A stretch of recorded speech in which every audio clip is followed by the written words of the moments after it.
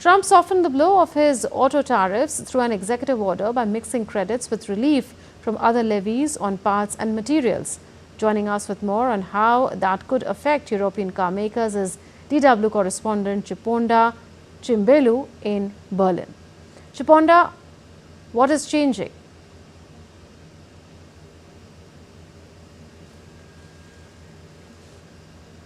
Thanks for having me. Well, the plan by the United States government will reduce tariffs for automakers by not charging them for other duties, such as the ones on steel and aluminum imports into the United States.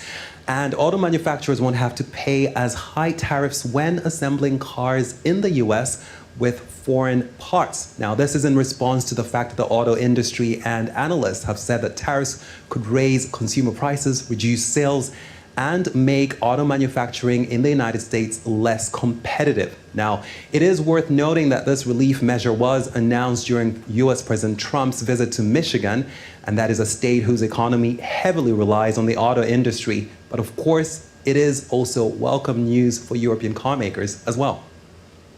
Also, how will this affect car makers, if you could make that point? Well, it is worth mentioning that this move benefits US car makers more than it does the foreign ones. And that is in particular the ones that assemble vehicles in the United States with foreign-made auto parts.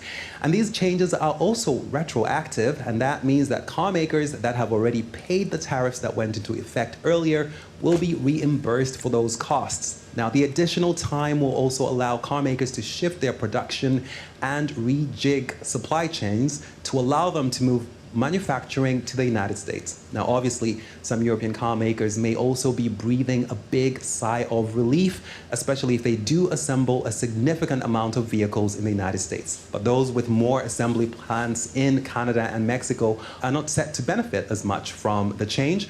And one of the most vulnerable companies in that group is Germany's Volkswagen, which is also Europe's biggest car maker.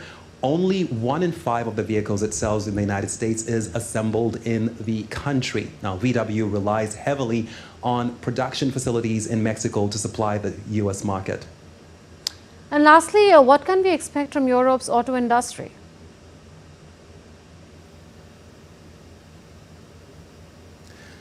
Well, Europe's auto industry was already struggling before the US announced any tariffs on foreign-made vehicles. And earnings results from Volkswagen today show that for sure its year-on-year profit declined nearly 41% in the first quarter of this year. And Europe's biggest car maker blamed that on poor sales in China and heavy one-off charges.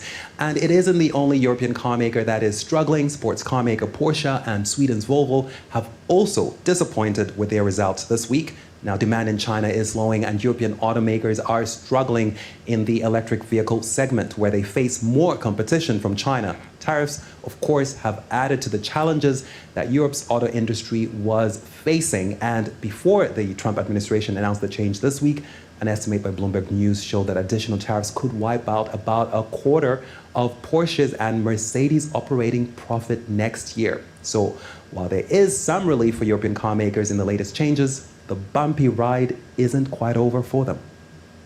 Chiponda Chimbelu reporting from Berlin.